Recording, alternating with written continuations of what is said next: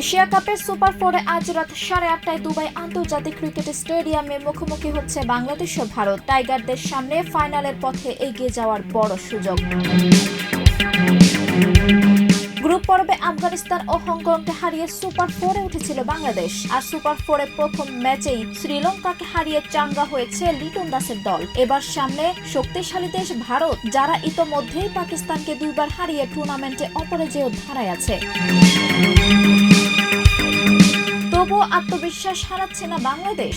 প্রধান coach Phil Simmons স্পষ্ট জানিয়েছেন, ভারতকে হারানো সম্ভব। মোস্তাফিজ সাকিবরা তাই নামবে পরিকল্পনা ভেঙে দেওয়ার লড়াইয়ে। পরিসংখ্যান অবশ্য ভারতের পক্ষেই। 17 টি-20 লড়াই মাত্র একবার জিতেছে বাংলাদেশ। এশিয়া কাপে 15 ম্যাচে জয় মাত্র 2বার। তবে ক্রিকেটে অসম্ভব বলে কিছু নেই। আজ সেই ইতিহাস বদলাতে চাইবে টাইগাররা। ইনজুরির শঙ্কা কাটিয়ে অধিনায়ক লিটন দাস খেলতে প্রস্তুত। টুর্নামেন্টে 4 ইনিংসে করেছেন 119 রান, আছেন দুর্দান্ত ফর্মে। আজকের ম্যাচটাই নির্ধারণ করবে ভারতকে হারিয়ে ফাইনালের স্বপ্ন বুনতে পারবে তো টাইগাররা।